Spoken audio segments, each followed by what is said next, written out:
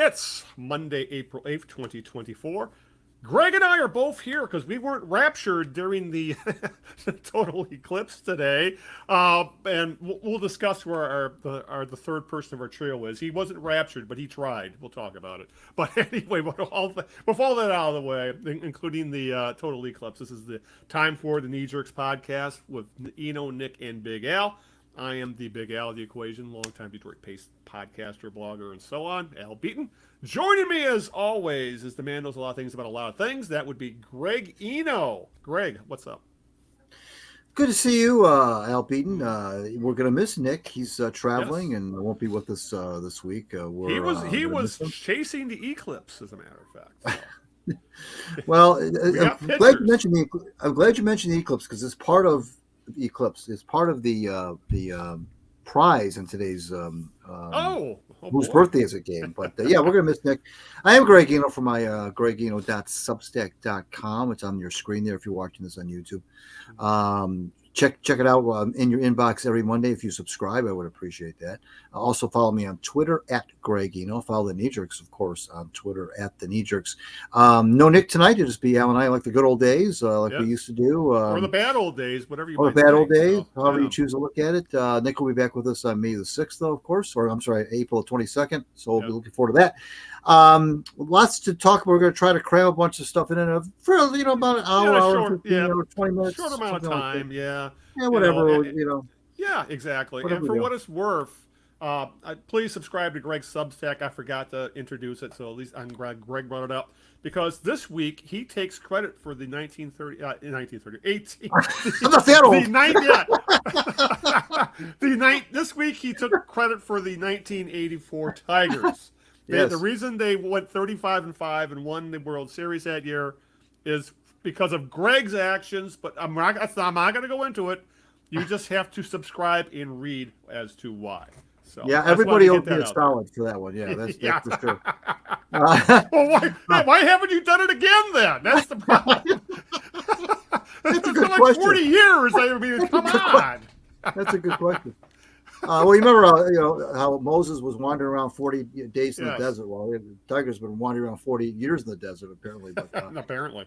Anyway, we've got lots to do. But before we do any of that, we're going to play a game that we like to call Whose Birthday Is It, Maestro?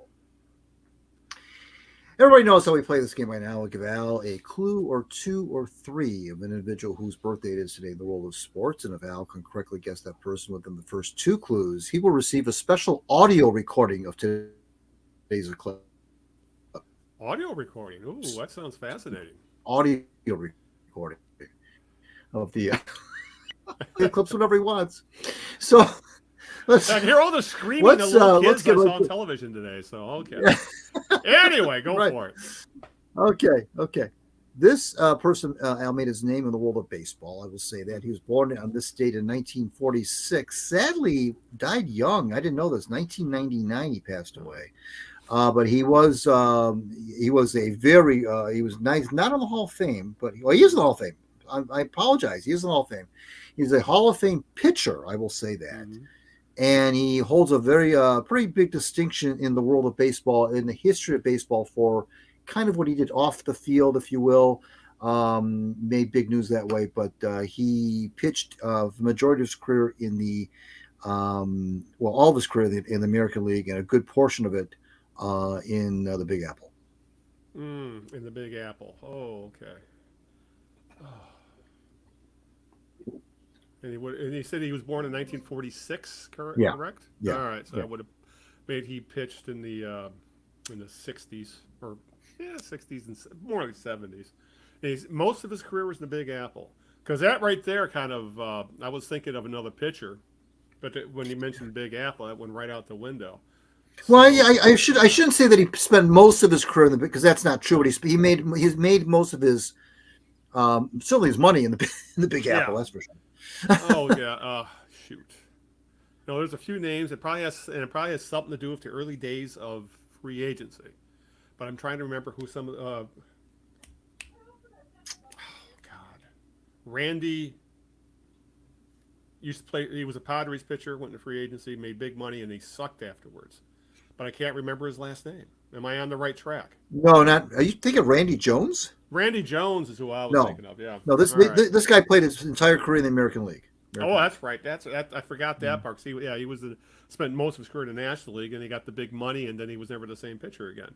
Now, I was also thinking Vita Blue, but when you said most of his career in the Big Apple, that threw that out of there. So, oh well, I guess I'm still stuck in the wilderness, Greg. So I'm going to have to wait for question 2.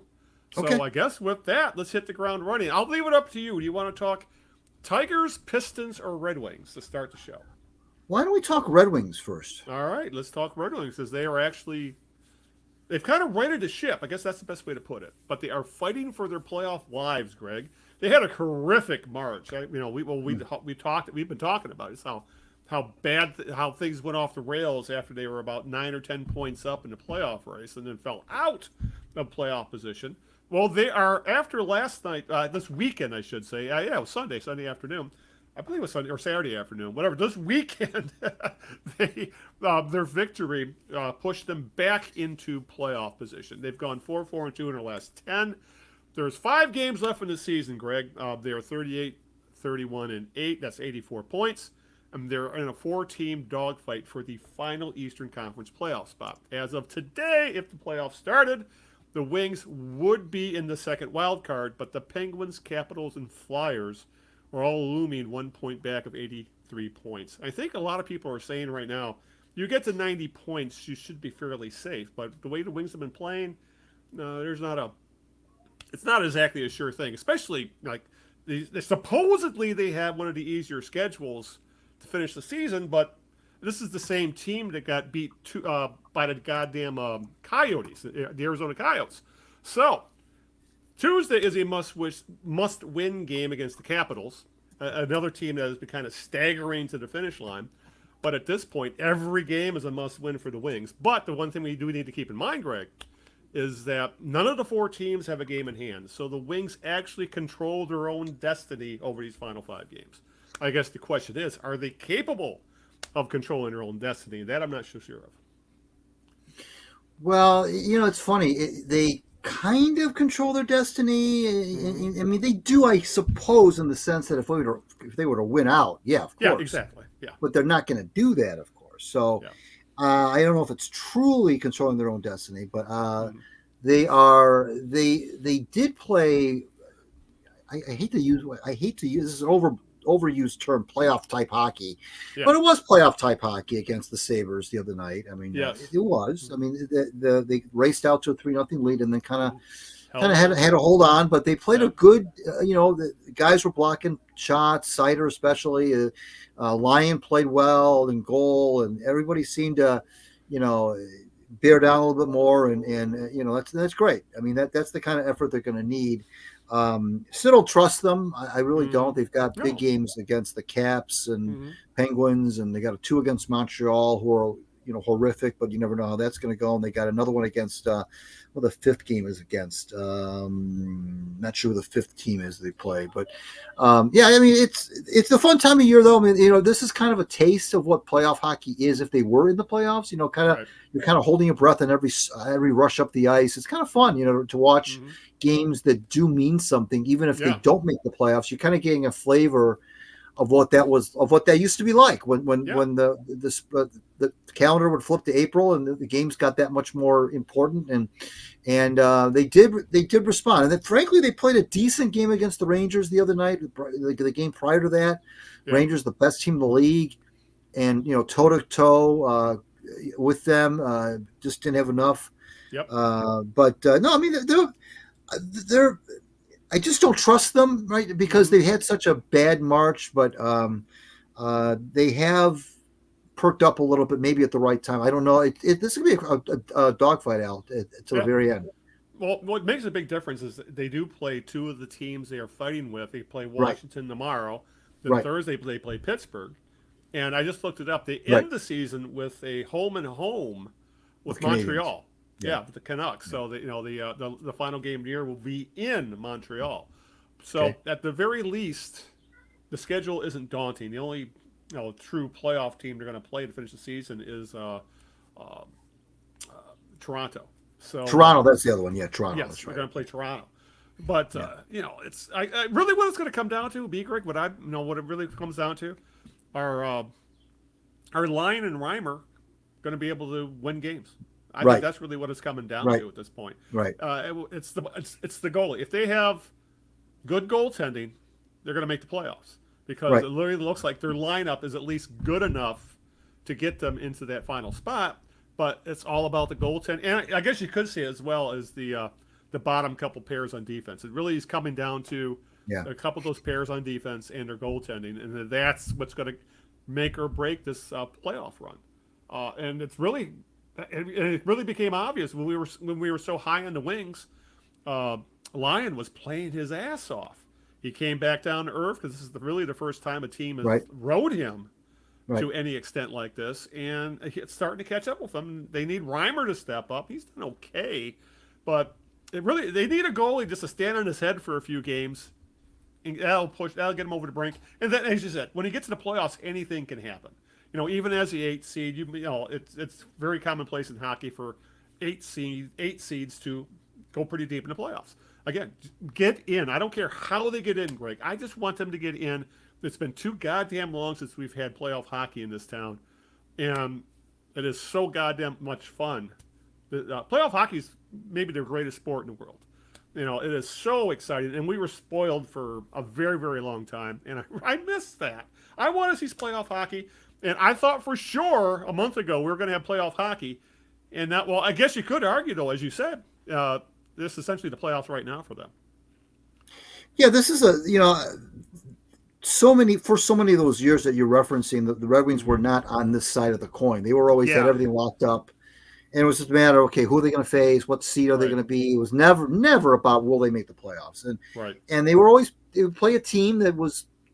It usually came into the playoffs having fought for their lives to get there. Yeah. Right. And the Red Wings would have to turn it up a notch, turn that intensity up against a team that was a lower seed that had been playing at that level and sometimes they couldn't. Right. They would get knocked out early. Yeah.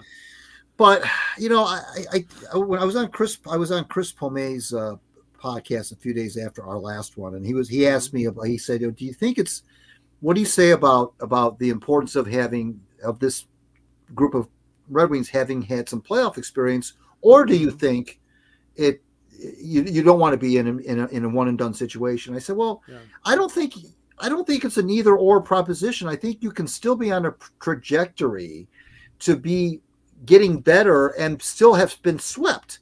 If I'm okay with getting swept in the first round, if that's the first step now toward bigger and better things, you can kind of check that off the list. Okay, we made the playoffs. Okay, we didn't win a series. Okay, maybe we didn't even win a game, but we made the playoffs. That's a step in the right direction. Next year, the expectation then should be to make the playoffs and win a round, at least a round, and so on and so forth. We saw that, we saw that with the Pistons in the 80s. They would get better and better and advance further and further in the playoffs until he won the whole thing. And so I'm okay with the first round sweep. I don't want that to happen, but if that's what happens, but if that's the first step to get this group, okay, we achieved something. Now let's go out next year and have something even better than that. I don't think it's a matter of, well, the question isn't make the playoffs or not. It's the question of make the playoffs or get better. And I think that they can do both. They can make the playoffs and still be on a trajectory to get better. I just think, Al, I just really believe that players need to have, younger players really need to experience that. We all know, you said it a couple seconds ago, it's a different kind of hockey. It just is. And if it's different for us as the fans, can you imagine how different it is for the players? And I remember Brendan Shanahan telling me one time, he said, when you're in the playoffs, you close your mind off to everything. You may as well live in a hotel room, even when you're home, because you're just focusing on one thing. He says, you ate not to enjoy food, but just to get energy. Everything you did was sleeping. Everything was predicated on the next game. So he wasn't saying it was necessarily enjoyable from that standpoint, but he said you locked yourself into a different mentality. And that's why it was so gratifying when you won. When you won the whole thing, it was you really felt like you accomplished something.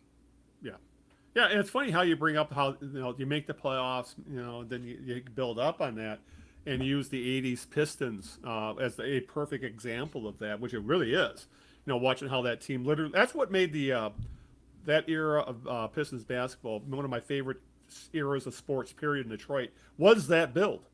From drafting Isaiah Thomas to winning the title, and that was essentially a decade-long roller coaster ride. It really was.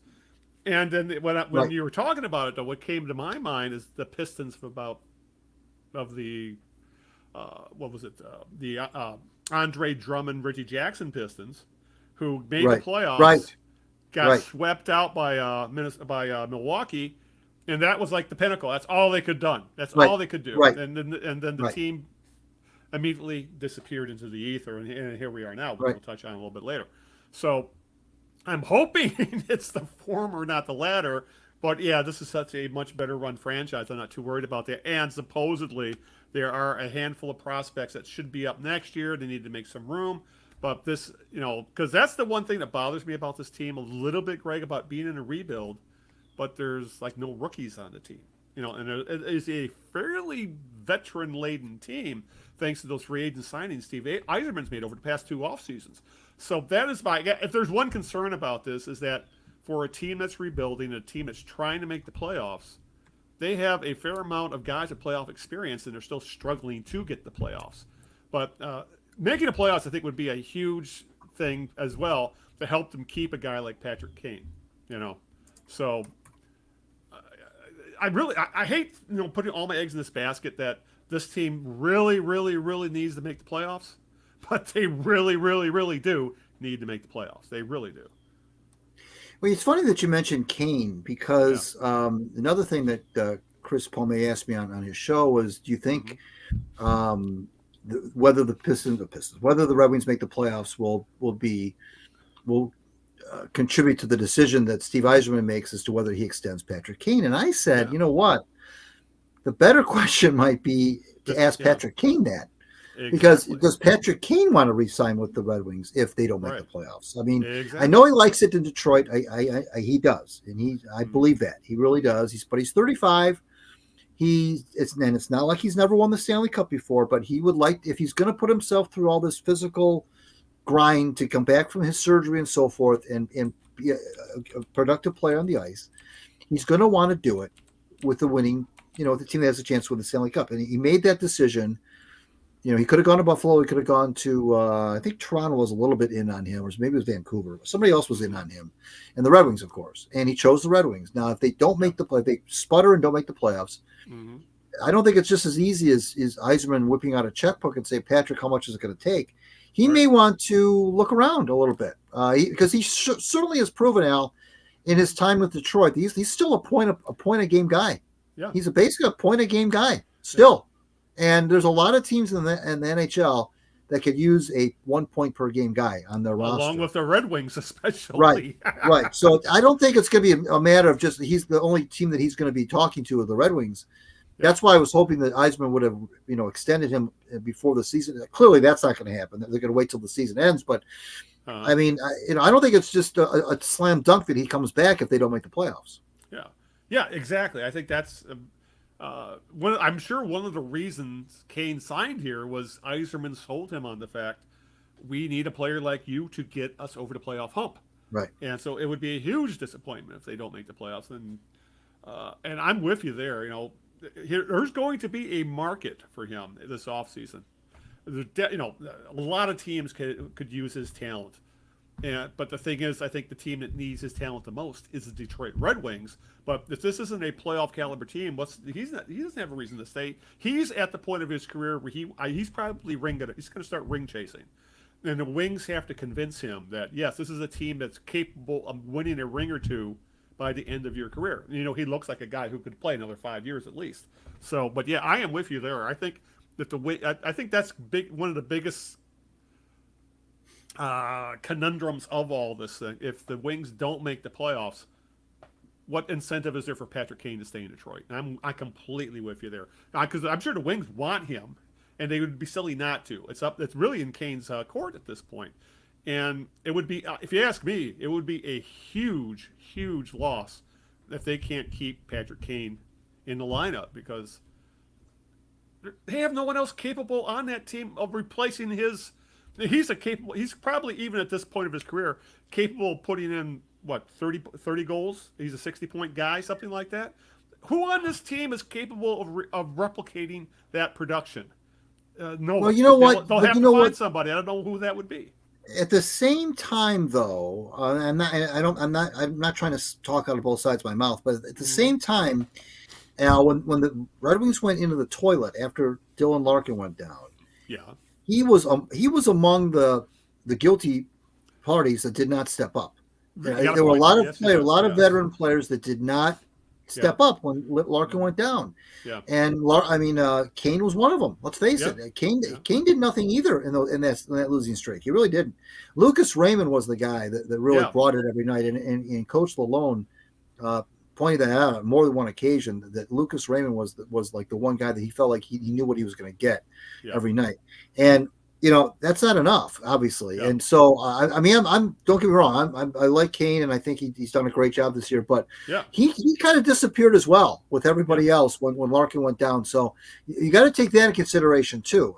I mean, it wasn't like he just kept humming along while Larkin went down. So that I still lean toward they should sign him. Yeah. But let's not forget that he was one of the guys that didn't step up when he should have. Oh yeah. If we're gonna start tossing blame around, which we'll hold off on that a little bit, we will. If they miss the playoffs, we're going to have the discussion about Alex Brinken. Oh yes, of course. That is someone who has gone through. He's been beyond streaky, and like he was, as they say, he was filling the net with pucks to start the season, and his production, I think, has gradually tailed off. He's not going to get 30 goals this year. He's and I think that was essentially, he's at 24 right now. He's going to have to go on an absolute binge to even hit 30. And I think most people were at least pegging him for 30 to 35 goals. Hopefully 40, as he's done it in the past. So then again, though, mitigating factors is who is his center, that kind of thing, because it's pretty, as we've mentioned on the show numerous times, to our shock, just how vital Dylan Larkin is to this team. And when he's hurt, when he's not on the ice, this is not a playoff team. It's fun. Right. Could you believe that we're saying that this season, Greg? I don't think either one of us would have believed it. That the reason this team is even sniffing the playoffs is Dylan Larkin, and I would not have said that a year ago. No, and I think that's a testament to how far he's come. But you mentioned, let's get back to the Brinken. You're dead. Yeah. You're absolutely spot on about him, and you're right. He came out of the gate smoking. But if you look at his career, you mentioned about he being streaky and so forth. You look at his career. His career's been streaky. Okay, he started with 28 goals, then he was 41, down to 18, up to 32, up to 41 again, down to 27. Now he's at 24. He's been all over the map. I don't know if he is a 30-goal scorer consistently. I really don't. The thing that I'm seeing now that I'm able to see him all the time, which I wasn't before when he played with other teams, is I don't know if this is just bad puck luck or if he just has trouble finishing. But he is. You can say he's snake bit. I mean, if you want to give him the benefit of the doubt and say, well, he's just snake bit right now, because this last month or so he really has not been able to finish. He's not been able to bury pucks. And some of that, you can't always blame on the players. Some of that's a lot of other circumstances. A hot goalie. You mentioned the center you have. There's a lot of things that go into that. Yeah. But I'm just saying that, you look at his resume. It's really weird. It's all over the map with this guy in terms of his production from year to year. Right. Yeah. And I can't explain that. I don't know. He went from 41 goals to 18, for example. Now, granted, he missed 12 games, okay, but still, even with missing 12 games, that's a low production. So I'm not sure, Al. I'm not sure where this guy slots in terms of being, would you consider him an elite sniper scorer? Probably not. He's probably a high 20s, low 30s kind of guy, and that's okay. That's all right. But you need a guy like that. But I don't think they're going to get that elite production out of him at this point. Right? He's not a Brett Hull. He's not Brett Hull. I mean, he's not a guy that's going to score from all over the ice. Doesn't matter where he's at. He's not going to constantly bury shots. He's not going. He's good, but he's not great. And that's. But really, when you think about it, if you look at his contract. We all thought, oh gosh, Steve Yzerman got him for a bargain, and he really still did. Yeah, it was But like now you can around see, 8 million a season, I believe. and So that's yeah, probably right. It's yeah, probably about right, really. I yeah, mean, it's probably about fair market value for a guy like that. yeah. If anything, he got Larkin on the cheap. The way Right, it's looking now, right, right, because right. if he was, you just think if Larkin was hitting free agency this year after the year Oh my he's gosh. had, yeah, Oh, we're probably talking at least 10 million a year instead of the oh, 8 million and change he got, and then we're having an entirely different discussion as to their salary cap situation. So, but yeah, it's good at the very least, Greg. And I'm looking forward to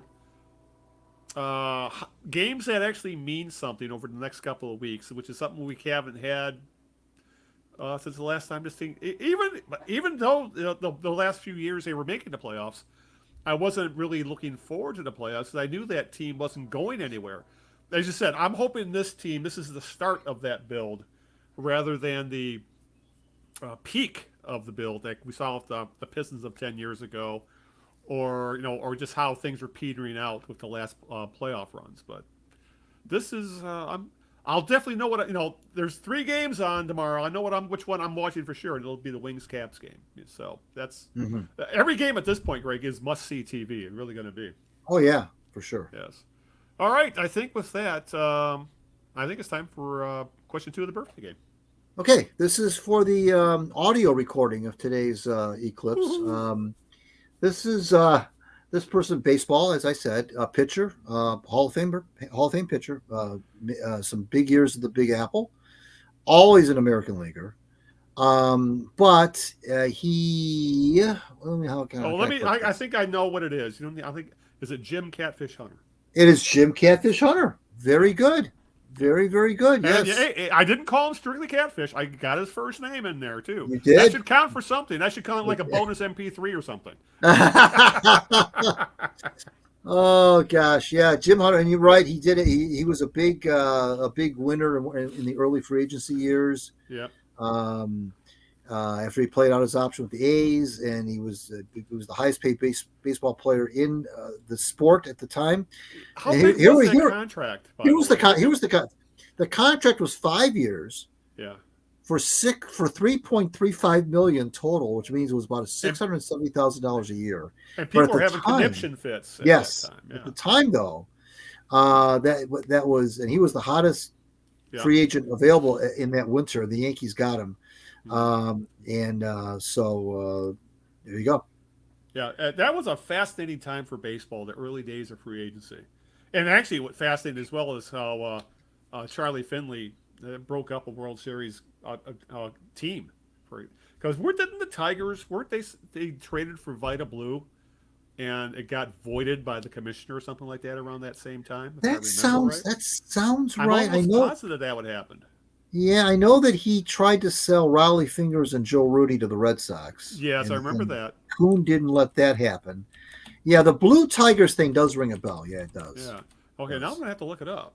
Yeah, me So I too. can find something about it. Yeah, Let's yeah. see. Let's see if Wikipedia. Pardon us, listeners, as we're trying to confirm things we're trying to remember here. Shoot. Oh boy. No, because I remember he didn't go to the National League. He went to the Giants. Let's see here. No, I know it's there. It's not mentioned in Wikipedia, but I'm almost positive that a trade or a sale to the Tigers was voided by Bowie Kuhn.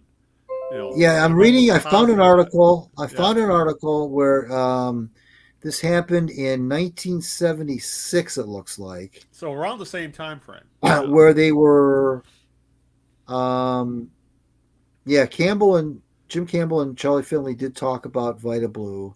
Yeah. A few days before the June 15th trading deadline, Campbell called up Finley to say that the Tigers were willing to meet his Blues asking price, which is amazing. Yeah, $1 million.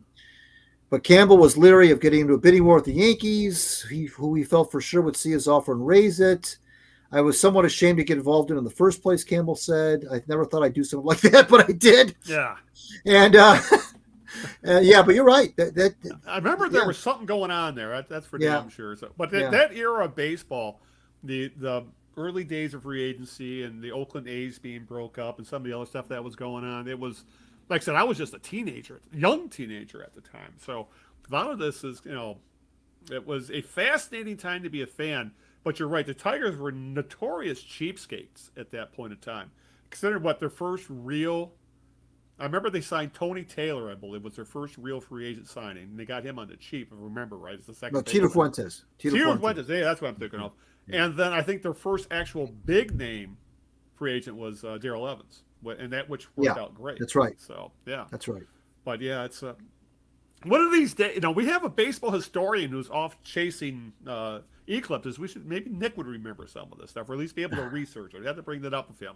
Anyway, it's up to you, Greg. Do you want to talk Tigers or do you want to talk Pistons?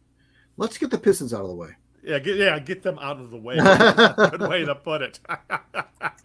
There's actually, obviously the continually weird stuff going on with the Pistons, but there's also some good news about the Pistons as well, which we'll get into. But we do need to talk a little bit about the weirdness of the season. I think hit its peak with the Malachi Flynn game.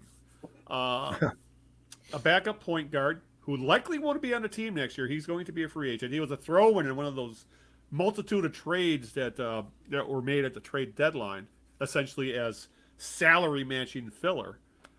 He entered the game with the Hawks, against the Hawks, owning a career scoring average of 5.2 points per game. As a Piston, he's averaged 4.6 points a game. And coming off the bench in that game, I believe Cade Cunningham did not play due to knee injury management, or whatever they're calling it. He went off 50 points, 19 in the fourth quarter, 18 of 25 from the field, 5 of 9 from 3, 6 rebounds, 5 assists, and 3 steals in what was, you would have to call this one of the most unexpected, one of the most unlikely great games you'll ever see. And the thing is, he was unconscious. He was very efficient. He was making every play in the court. He looked like an all-star out there for one game. Of course, the Pistons also lost that game 121-113, despite Flynn's heroics. And honestly, he should have had close to 60. The way he did miss some easy layups towards the end, because he was essentially taking every shot at the end of the game. Because there was no one else hitting shots with the Pistons. And what's even funnier, Greg? After that game, the next game, 2 nights later in Memphis, he went over 12. Right. Of course. Of course. And essentially in the 2-game sense, I think he's 1 for 19 after that 50-point outburst. But I don't know what it says about today's NBA game, about it, or even does say anything about today's NBA, that you got Malachi Flynn putting up a 50-burger on a team that, then again, Sadiq Bey had 50 points for the Pistons, and he's a journeyman at most anyway. So I don't know what it says about the NBA, but it just says, Greg, this season is, I think that's the peak of weird for this Pistons team, and it's been a very weird year. Yeah, no, that's true, but I think back to your original question, I think it's the 3-point shot. We live in the world of a 3-point shot, and that says that if you get hot. Yeah. Back before the days of a 3-point shot, you'd have to make 20 field goals to get 50 points. Okay. Yeah. But now, I mean, it's easier to attain. Now, who can explain it? I mean, I guess that's one of the great things about sports is you just never know who's going to have a great game in any sport. Some guy hits 4 home runs in a game that might hit 10 the whole year. I mean, that's what's great about it. But I think that's what this is a guy got hot. He hit a lot of 3-pointers.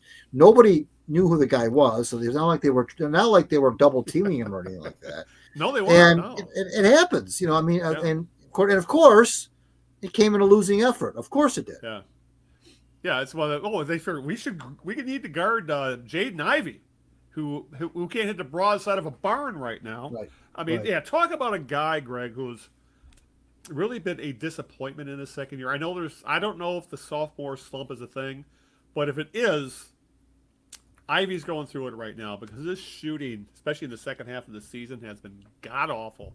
And for a guy they expected to be the running mate for Cade Cunningham, those two together look like oil and water at this point. I mean, if there's a guy they're going to move on from, because there's a lot of talk that the Pistons need to do something to shake this team up. And they keep talking about the core 4. And I'm like, how can there be a core anything on a team that's going to win under 15 games?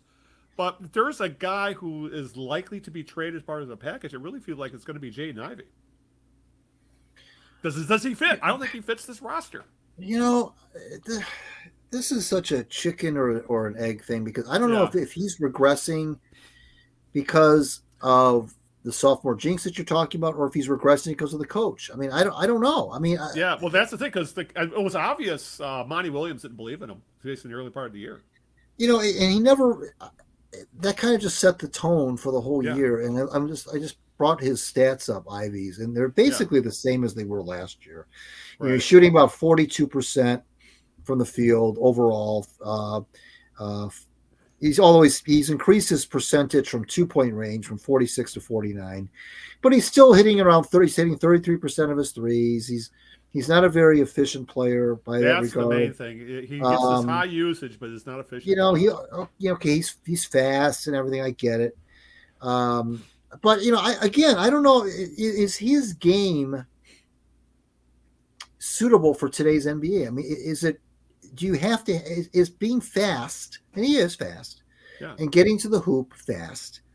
Is that how valuable is that in today's game? I don't know. I mean, yeah, I don't know. yeah, But I and I mentioned this I think the last time we were together. I right. asked Nick. I said, "Do you share my concern about Jaden Ivey?" And he said, "Absolutely." And I but we share the concern. But I don't know, Al, if the Yeah, concern is that he's going through that sophomore jinx that you're talking about. Although I don't right. know if you really can say that because his overall numbers are about the same as they were Yeah, last year.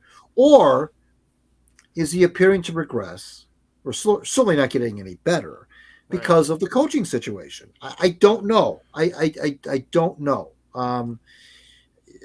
But I still think he's a piece, but I'm not as strong. I'm not as bullish on him as I was after last year. Yeah, Now I'm kind of like you. If they moved on from him, that's fine. You know, I'm not yeah, going to lose any sleep over it. But I still think the kid's got something. I don't know, you know, what it is. I don't know what his game is. I don't know if his what he's best suited for. yeah, And we all know he struggles with shooting. Okay, fine. But that's unfortunately in today's NBA, if you struggle with shooting, you better do a whole lot of other things really, really well to yep, make up yeah, for that. And I yeah. don't know that he does. That's the Hmm. problem. But I don't know what he is. And he's still only 22. He's only been in the league for 2 years. He's played for a shit organization. He's going Hmm. through a crappy situation right now with all these losses. I don't know how you can, you know, I'm just afraid that part of me thinks if you move him somewhere else, he's Uh-huh. going to flourish and become another one of these many, many, many Pistons who've left the organization and gone on to other teams and have flourished. You know, there's Yeah, so many of those guys in the league right now, still in the league, who used to play for the Pistons, were struggled, and then went to other teams and have been wonderful. And yeah. I feel like he's the kind of guy that would do that. But at the same, I don't know what his game is. I don't know where he's best suited. Hmm. I don't know what he brings to the table that you can hang your hat on. Well, he might be best suited as a guy coming off the bench for one. Yeah, could You be. know, and But you know, but what does he provide? But again, what does he provide off the bench? He doesn't provide shooting. no, You're not gonna bring him yeah. off the bench And to that hit was, I think you're yeah. right about, yeah. And they sold him. He is a scorer, not a shooter. And I think that's become pretty obvious at this point, especially with the lack of 3-point shooting he needs. And that's the thing, Greg, that you bring up. Where does he fit in today's NBA? And that you could say that about a handful of the Pistons players at this point. They have a bunch of guys that cannot shoot from distance. I mean, Ozar, you know, like Ozar Thompson, great. It looks like he's going to be a great defender. Should be a solid rebounder. He has all NBA talent as a defender, but he can't shoot. And can you get away with that when you have someone like Ivy who is throwing up bricks, and you have Jalen Duran who doesn't stretch the floor? You know, and we have no idea who's going to be playing at the small forward position for the most part. And there's essentially it's become Cade Cunningham, and I'm not sold on Cade Cunningham as the guy you build around. Maybe he's Robin and not Batman. But then again, as you keep saying, how can you tell in this train wreck of a franchise right now where any of these guys fit? Out of all the guys we're talking about, Cade Cunningham, I think he's the only one right now I have any confidence at all in that he could become more than just a guy. Right, right. But even still, he can't stay on the floor. He's probably going to play about 60 games this year. So And as they say, the best ability is availability. And that's been an issue with him. So there's issues with him too, and they want to build around him. And he's going to be due for an extension, I believe, after next year. So, goddamn, Greg, this franchise is a goddamn train wreck right now. They've had all these first round draft picks. They've done all the shuffling of players and contracts. And I lost track of all the second round picks that have been moved around. Probably at about 100 at this point. And yet they're nowhere closer to becoming a playoff team than they were when Weaver showed up here 4.5 years ago. I don't know. I'm just so disappointed. I had high hopes, especially after that first draft, and they had the 3 first round draft picks. Looks like they hit on a couple of them, and they ended up with, out of all those first 3 draft picks, only one of them is still with the team, and Beef Stew was essentially a backup big. So I don't know, Greg. I'm certain I'm not going to get like Nick, who wants to shoot this franchise into the sun, but it's getting extremely frustrating, and I don't know how. Let me ask you this: Do you honestly believe Tom Gores is going to blow things up, or is he going to ride with Weaver one more year? I'm starting to think they're not going to make any big changes in the front office. Yeah, that's that, and I think that's what's really got the fans really feeling a sense of doom. Yeah, Because they don't feel they agree with you. I don't think, and I tend to agree with you as well. yeah, But I'm only going by what he says. Gore says publicly, and right. everything I've heard him say publicly about Troy Weaver has been supportive. Now, Yeah, I understand that can change. Owners say supportive things all the time about people that they end up firing, but in the throes of that 28 game losing streak, he didn't say boo Gores. When he finally did say something, it was all glowing. yeah, And he seems very, very tone deaf. He seems very, very detached from reality, frankly. So it's I can't handicap this one. I tend to agree with you yeah. that he won't do that. Mm-hmm. I think that if he doesn't do that before the draft, then for sure he's going to give Troy another year for sure. Yeah. And so I think the draft is in June. Is the draft in June or July? I think June, but don't June, quote. yeah. Yeah. So if he doesn't make a move on Weaver before, let's say, at the end of May, then Weaver's going to be here for another year. God. And so we're only talking about another month and a half from now, and I don't think it's going to happen. I just don't, and that's what's got the fans really, really, most teams, Al, who are in this situation. The general manager would just be twisting in the wind and would be hanging on by a thread if he hangs on at all. But in Detroit, there doesn't seem to be that sense. There seems to be the sense of, Weaver's going to get another shot at this thing. And I don't know. It's such a poorly run, and there's nepotism up and down the ladder on that with that organization, with people's sons, holding jobs of which they have no merit. Yeah. And I don't know. I did see a graphic though, Al, that showed how much Tom Gores paid for the Pistons and how much they're worth now. I can't remember what the numbers were, but the numbers just showed how de-incentivizing it is for any owner who doesn't really have it in him to have that, that really burning desire to win, to not win, because what he paid for the Pistons, versus what they're worth now, as bad as they've been, it's phenomenal how much money, if he sold them today, how much money he would make based on what he paid for them. And they've been so bad. It would so bad. bad. He'd make $1 billion, essentially. Yeah, because he bought that franchise for a song from Karen Davidson wanted out so badly, she gave that whole franchise away, essentially.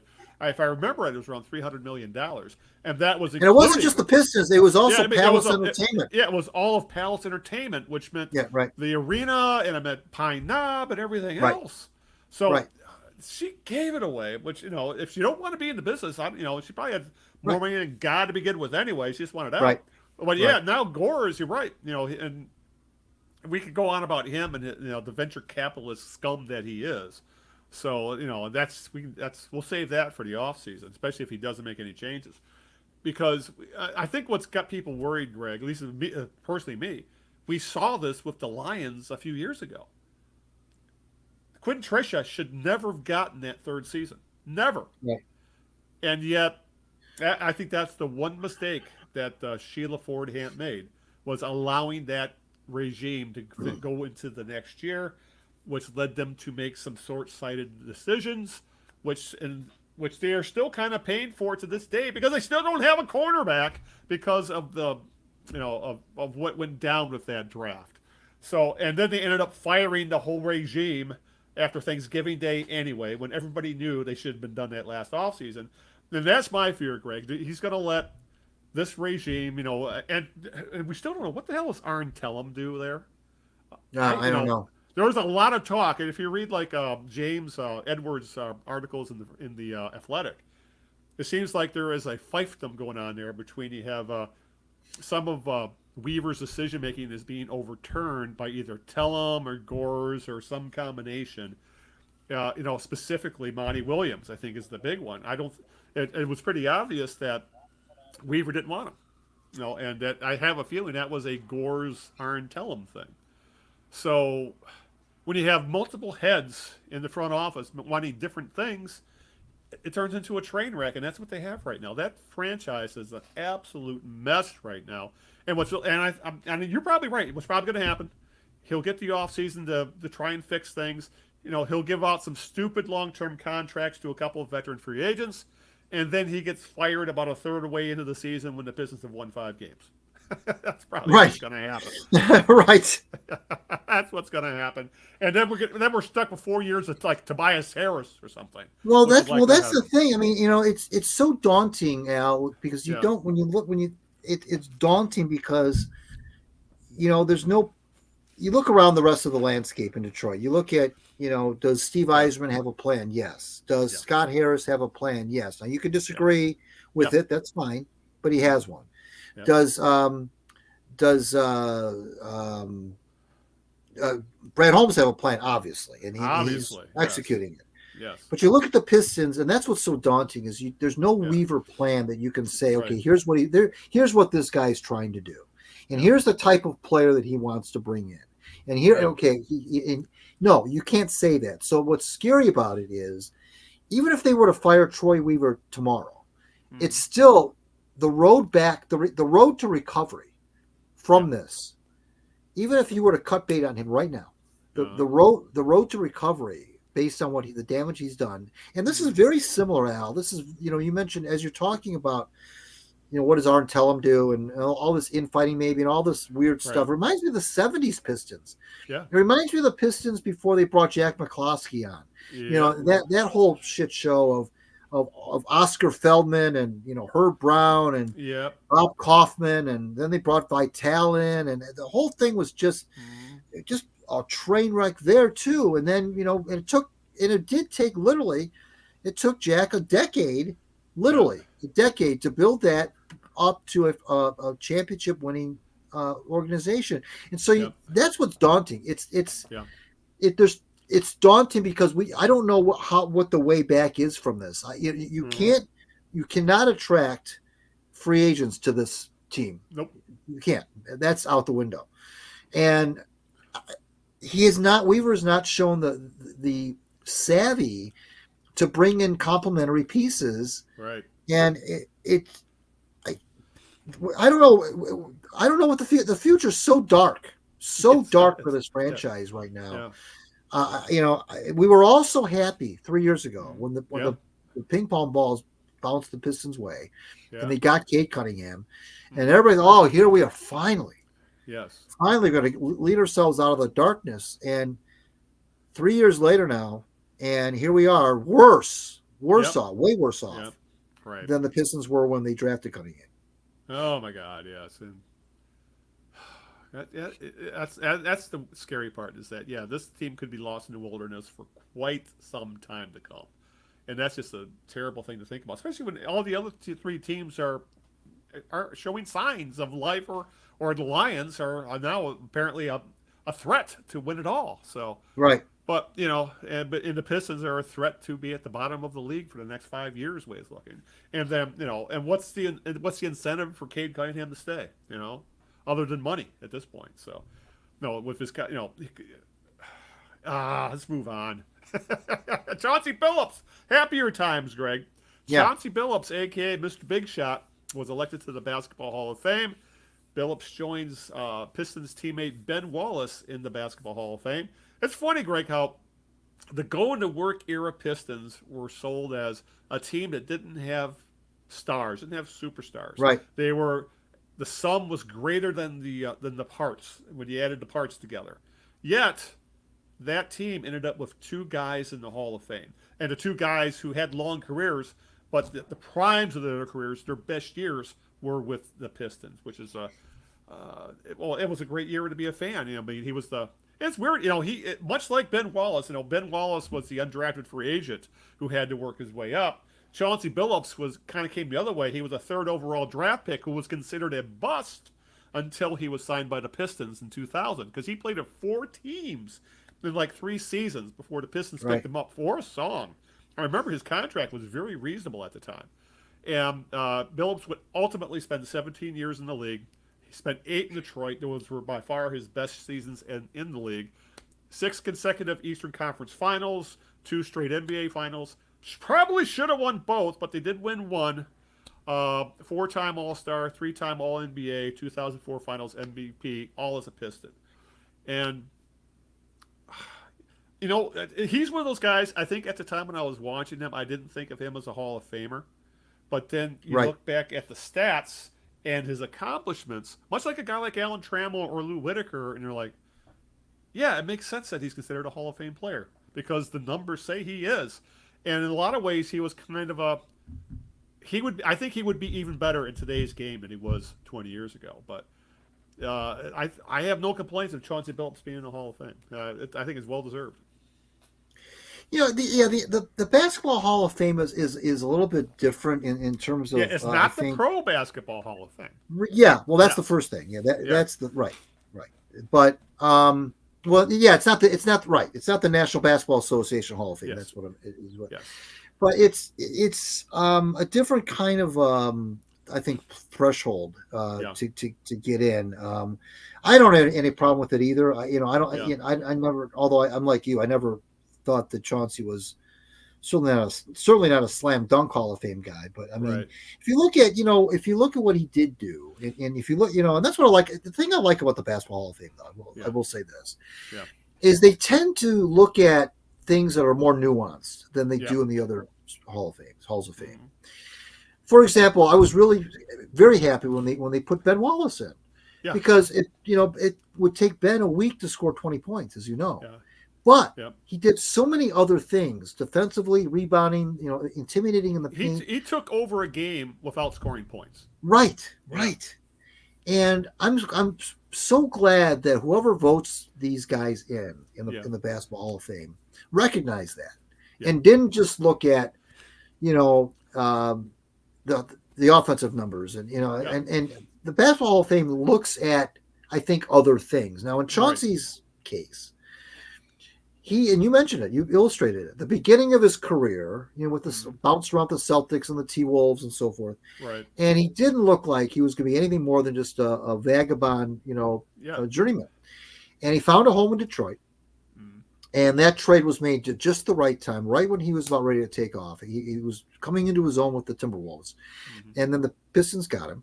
And he really took off. And I like the fact that the Hall of Fame, I feel like they appreciate that.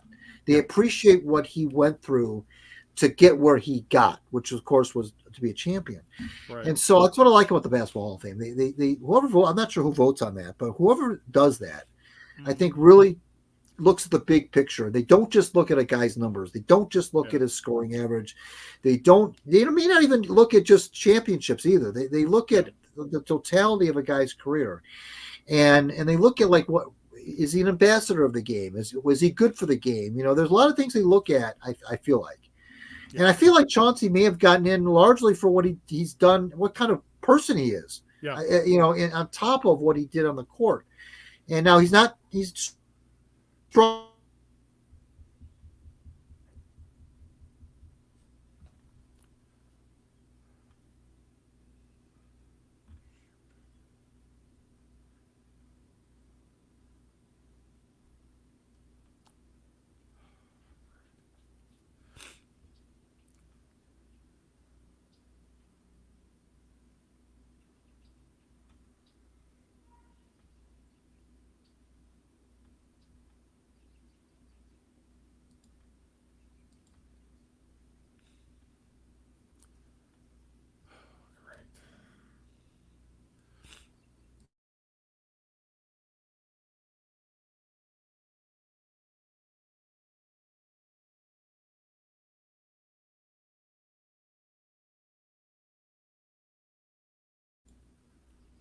Well, everybody, looks like we have lost Greg. We had some technical difficulties. Let's give him a couple of minutes to see if he comes back. But we shall see what happens here uh, when it comes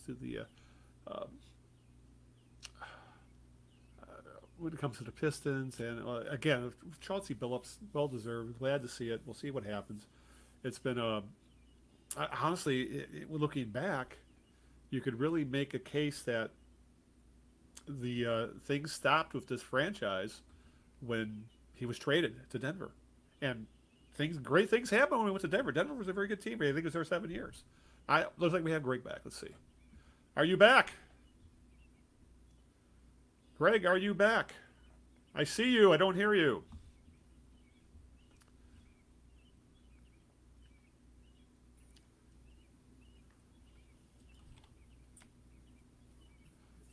I see you. Can you say something?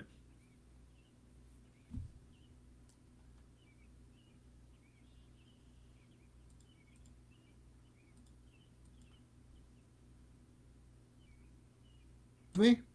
Did we There you lose go. me? I hear you now. There we go. We lost you there. You may For have a lost second. me. I'm not sure if we. I you did lost me or actually. lost Yeah, I you. completely Okay. lost you. The picture froze and then you disappeared into the ether. Oh boy. Oh Well, at boy. least you're back.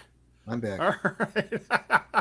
I was kind of treading water there, essentially saying that you could mark the change of fortune with the Pistons franchise. Really, it's like they went crashing down, and the start of it was a Chauncey Billups trade when he Oh, for sure, for sure. Allen Iverson, who was a shadow of his former self at that point. Has it ever come out why Joe made that trade? Tell you the truth, I don't know. I think it had to do with contracts.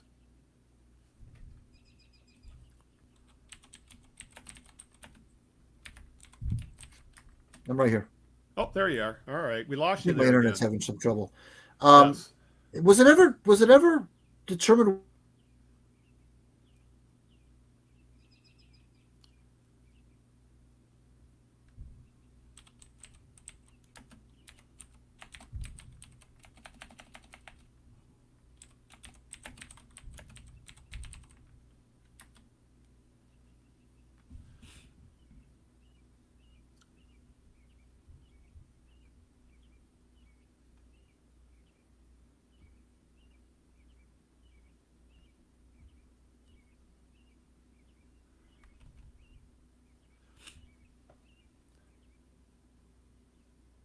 You there, Greg?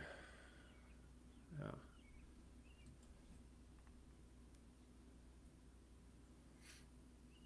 Oh, you're moving again.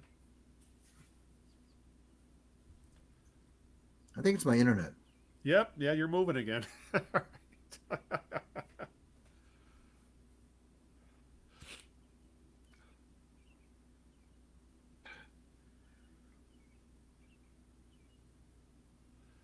All right.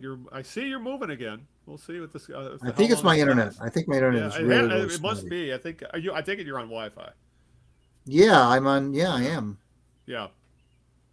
Yeah. For some reason, it was dropping you. You seem to be okay right now. Yeah, I don't know. It's probably going to wreak havoc with your editing now or something. I don't know. It always does. Don't worry about it. Honestly, What's that with gonna the video, it's not that big of a deal. So Okay. we'll keep going. If it continues, Okay. we'll wrap it up quickly. But Okay. you're Okay. back for now, so let's keep going. So Okay. the downfall of the Pistons, Chauncey Billups trade, correct? Yeah, I don't know why. I never understood why Joe Yeah. made that trade. I don't recall the reasoning behind it. Yeah, I think unless it has something to do with contracts, because wasn't Allen Iverson on like the last year or two of his? I think it had something to do with that, but it was a big mess because Rip Hamilton signed an extension thinking he was going to be playing with Billups, and they traded Billups. Rip Hamilton got pissed off. It was a whole mess, and the next thing you know, Charlie Villanueva is a Piston. Oh. And here we are. Ben All Gordon. right, yeah. Oh God. Yeah. The things really got ugly. Before we start really going down that rabbit hole, Greg, let's wrap up this show with some Detroit Tigers and Major League Baseball talk. Fast start at 6-3, Greg. In recent years, one of our biggest complaints about this franchise, they have been known for agonizingly bad, slow starts where the season was all but over by mid-May or at the latest Memorial Day. Well, this year, 2024, began with a 5-1 road trip. They swept the White Sox 3 games, took 2 of 3 from the Mets, though they have now lost 2 of 3 to the A's at home, dropping. They went from 6-1 to 6-3. But I guess it's weird, this in baseball, how some teams just seem to own you. And in the Tigers' case, the A's own Comerica Park, as the A's are 21-4 since 2016, playing in Comerica Park. That's crazy.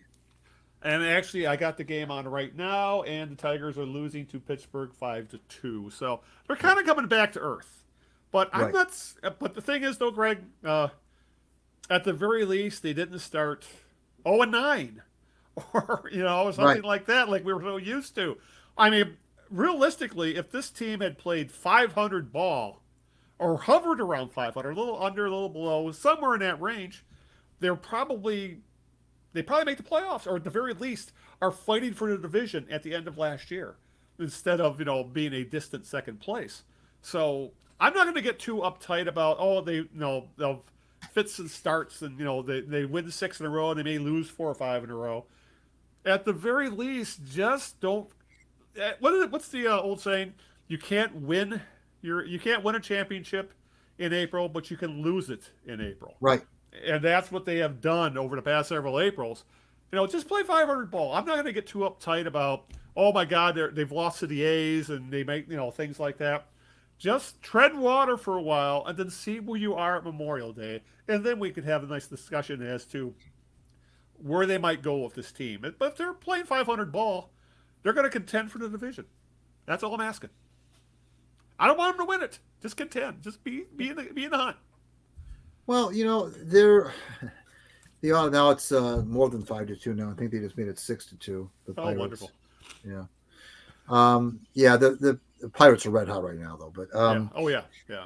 I don't know. This team still doesn't have offense to speak of. They're struggling offensively. If you look at the batting averages of the guys that were in the lineup tonight, that's not a surprise. The offense is still struggling, but they won a lot of close games. They won a lot of one-run games to begin the year, and even if they lose tonight, 6-4, it's still not at the end of the world. It's still so very early, very, very early. I'm going to reserve judgment. But they got off to a good start, and guys were getting clutch hits, and they played clean ball, and they were winning one-run games, and pitching was great. And now things are starting to slip a little bit. Losing 2 out of 3 to the A's, they scored 1 run in 2 games against the A's over the weekend, and that's not a good look. But again, 162, you're going to have these you're going to go through these things, and they're hitting the team that's red hot right now. Jim Leland always used to say, it's not who you play, but when you play them. Right now, the Pirates are red hot. Yeah, they can do no wrong. They're kind of a buzzsaw right now. So I mean, hey, would you have taken 6-4 to begin the year? Yeah, of course. Yeah, of course. Exactly. But there's still chinks in the armor, Al. The offense is still sputtering. The bullpen though looks great. The bullpen looks like it's going to be one of the strengths. And if you can have that can keep you in a lot of ball games, because you can get if you have a bullpen that can kind of command the 6th through 9th innings. Yeah, you always have a shot, unless you're getting blown out early. You're always going to have a shot to come back and win a ball game. So I think they're going to hang their hat on their bullpen for a majority of the season, because it looks like right now their hitting is still not there. Right. Yeah. Well, yeah. The team OPS is 623, which says volumes. Right. But I did, when I was doing a little research on this day, there is a caveat that they have been arguably unlucky because their batting average of balls in play is only 247, and realistically, it should be closer to 300. That's kind of average. So they have been a bit unlucky. I know they're like one of the A's games over the weekends. They hit 3 or 4 bombs that are out of most parks, but they went to Death Valley and America, and and that was like probably 4 or 5 runs right there that place cost them. But regardless of that, the pitching looks okay. Skubal looks like he's going to be the ace. I think this talk of Cy Young, a guy who might sneak up on the Cy Young race, I think that might be a little bit overblown right now. But he's obviously the best pitcher on the team. We'll see what happens with the rest of these guys. Is it Casey Mize? Was he pitching tonight? I No, it have was no. Reese Oh, it Olson. was yeah, Maurice Olson. That's right. Yeah. He's getting hit hard right now. So, and obviously Maeda, who knows? He's had a couple iffy starts. Flaherty's had one good start, one bad start, but realistically, the bullpen's been saving their ass, to say the very least. Right. Especially that during the winning streak. That's the only reason they won those first. They went 6-1 and that 5-1 road trip was the bullpen, because Right. even then when they were winning games in an unsustainable way. Right. Winning extra inning games, coming from behind late in the game with one run, that kind of stuff. No, that's you aren't going to win in your season. You're not if you're planning on winning nothing but close games with your bullpen, with that kind of pea shooter offense. It's going to be it's not sustainable. And as I look right now, Olson is done. They just pulled him in the fifth inning. So. But regardless of that, what's interesting, another thing I noticed today was brought up on the radio today when I just happened to listen to Sports Talk a little bit, that the team leaders in OPS are all Scott Harris pickups. Mark Canha, Gio Urshela, and Carson Kelly. Those are the three leaders in OPS right now. They're all his guys. And I think those three as well might be the top three guys in on-base percentage as well. Which is that's the Scott Harris mantra. I want guys who get on base. They've been getting on base. The problem is the young bats they've been dependent on, Torkelson, Carpenter, Green, Colt Keith, really haven't come around yet. But again, we're at game 10, so Right. It's a little early to get worked up about the offense, but we shouldn't be surprised that the offense is struggling, because they admitted before the season started this offense will go as far as those young bats take them, and those young bats have not started cooking one bit. Well, and that was the folks that were concerned about the Tigers right. said that. They said, look, putting a lot of eggs in a lot of young bats baskets, and now Riley Green though has shown some pop. He's already got 3 home runs. He leads the team home runs. He's doing okay. It's as far as Torkelson goes, though, it might be Al. What we see, what we're seeing right now, he might be. I compared him the other day on Twitter to kind of a 1990s power hitter with a low batting average, kind of like a Pete Incaviglia kind of a guy. Yeah. I feel like we've seen what we're going to get from this guy, which is maybe 30 bombs, but low on base. He's not going to carry your team. He's part of the lineup. Maybe he's a 5th, 6th hitter. Yeah. I know AJ's moved him up and down the lineup, 2nd, 3rd, 4th, whatever. I feel like Torkelson is kind of what we see is what we get. I don't know that he's going to get much better than what we've seen, and that's okay. I mean, hey, these number 1 overall picks in baseball don't, as you know, it's no guarantee. It's not like basketball or other sports, hockey, where these guys are picked number 1 overall for a reason. You can see it right away. Number 1 overall in baseball is a whole different animal. Right. So I'm not going to dog him for that. I'm not going to dog the pick, because he was the consensus pick. I don't want to hear it was a bad pick. Everybody said pick Torkelson. But these guys, it's still a crapshoot. I don't care if you're the consensus number 1 overall or not. I mean, it's still, you don't know. So I feel like with Torkelson, this might be it, what we're seeing right now. And that's okay. I mean, he's not a bad player. 800 OPS guy, yeah. Yeah, he's not bad. But that means you're going to need a couple other positions to maybe pick it up a little bit. So, we'll he's a piece. Is he part of the core of a good Tigers team of the future? Yeah, probably. Yeah. But I don't know. I just don't think people should expect he's not going to win MVPs. He's not that win Silver Slugger awards. He's going to be a guy that's part of he can be part of a good team. A bat on a good, maybe hit 6th or 7th on a good team. Right. And guys nowadays can hit 25, 30 home runs batting 7th and 8th in the order. It's not, so it sounds like you're describing Tony Clark or someone like that. Yeah, it's kind of kind of a Tony Clark thing. Yeah, that's probably a guy who'll give you a fair amount of, he'll give you like 30 home runs, 90 RBI, hit Yeah, 250, and yeah, but that then means though you're going to need to get production, something a little extra right, production and that's someplace fine. else in the lineup. It's just a matter now Right. they got to find it. I think they're banking on Colt Keith being that guy. Well, and that was always my concern Yeah. about Green and Torkelson was that the Tigers and their Yeah. fans by extension, putting so much hope into these two players Yeah. when really they are nothing more, should be nothing more than two players that are part of a bigger picture. Yeah. The idea here is to, like you said, get production out of different positions, get production out of different spots in the batting order, Yeah. and have those guys do what they do, okay, and Yep. nothing more than that, okay. Right. And I feel like the weight of the world has been put on these two, especially Torkelson, who I'm starting to see now on social media is getting grilled, raked Yeah. over the coals now because he's not an MVP. Okay. Well, it's not. First of all, it's not his fault that he was the number one overall pick. Okay, Right. I mean, that's not on him.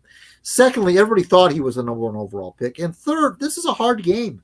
Yeah. I don't think people understand how difficult it is to be a good, productive hitter in the big leagues. It is Yeah. very, very difficult, and I'm just saying that this might be it for him. Because we're in the third full year now of him. Yeah. And what we see now might be what we get.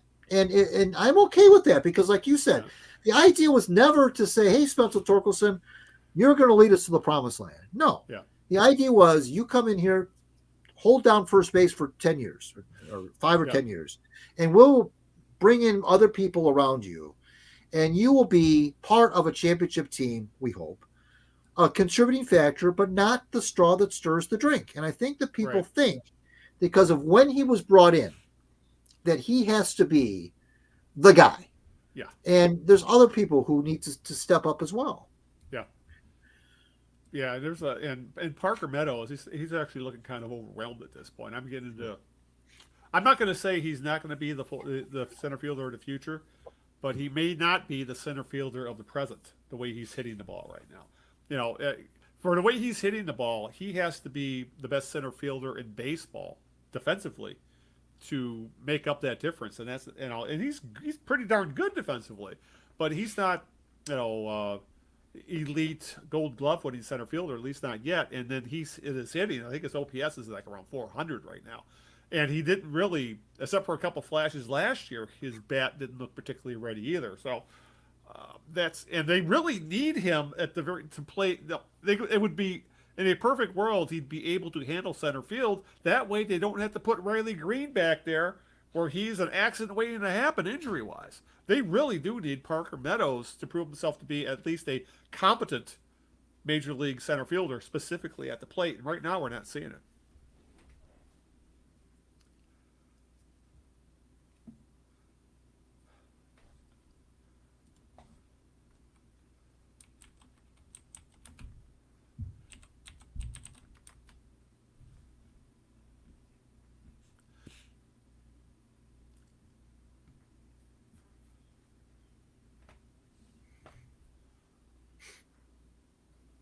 Oh.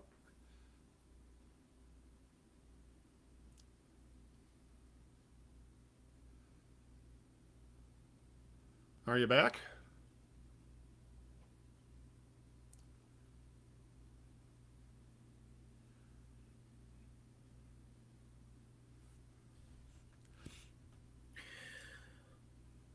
Maybe the best thing to do is try to get out of here as quick as we can. Yeah, it's looking that way because I think I just lost you again.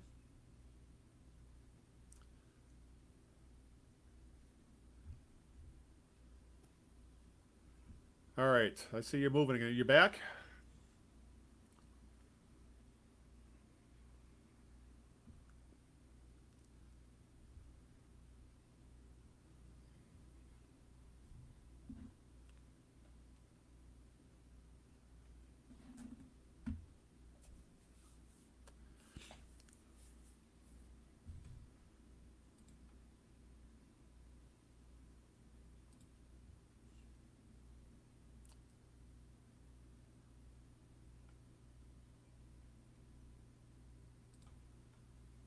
Oh, you're moving again. Can I? I don't know if I can hear you. Yeah, can you hear me? Yeah, I can hear you. Yeah, maybe we should Yeah, dump let's out just as soon as wrap we it up. can. Yeah, I think Yeah, it's time to wrap it up. So, all right. that's okay. Yeah. All right. With that, we need to start wrapping things up. We're having some technical difficulties internet wise. So I think we just need to get the hell out of here. We'll save our jerk of the week for when Nick gets back. So, That sounds good. Greg, why don't you, yep, Greg, why don't you get your thank yous and social media and all that fun stuff out for the listeners, please? Yeah, sure. Join us on April 22nd. So that'll be our next podcast where Nick will be back. You can follow me on Twitter at Gregino, and please check out my Substack, gregino.substack.com. I'm in your inbox every Monday. If you subscribe, I would appreciate that. This latest piece, as Al mentioned, was how I am taking credit for the 1984 Tigers, and you can, if you subscribed, you would know why. So please do so. I want to thank my lovely wife Sharon for putting up with this nonsense every 2 weeks. I want to thank you, Big Al, for making Monday nights so gosh darn fun. Yes, and for all you Nick fans, he will be back on the next show. He did not get raptured during the eclipse, as far as we know. We were getting pictures from him while he was out there, so he will be back in 2 weeks. As long as we will as well. Hopefully, Greg will as too. You know, if he doesn't, Yeah, he's been kind of going into the ether on this podcast a couple times. yeah. Anyway, that's to find the show. If you want to, as they say, please like, share, and subscribe to the podcast. We're available on all podcast outlets. We're also on video. So if you want to find us, please search for the Knee Jerks. We're on Apple Podcasts. We're on YouTube Music. This Google Podcasts is no more. It's now YouTube Music. That's where all the podcasts are on YouTube. If you want to hear the audio version, the video version of the show is also on YouTube proper. You can also hear us on iHeartRadio. We're on Spotify. We're on Amazon Music. Deezer, Radio Public, something called Ghana, but we're on it. And also, thekneejerks.net is our homepage. All the show notes will be there. All the topics that we've discussed will be listed there. All the links to social media, to Greg's Substack, all will be found right there. You can also download the MP3 straight from our webpage. All right, I think that about covers it. So Greg will be back in 2 weeks. We need to get the hell out of here before our internet drops again. So Yeah. it's time to say goodnight. So until this time, 2 weeks from now, we'll preview the NFL draft, or at least we'll have something to talk about. We'll be right up against it in our next show. So until that time, this is Al Beaton saying good evening, good luck, and aloha. Ciao, Dolly. We'll see you in 2 weeks.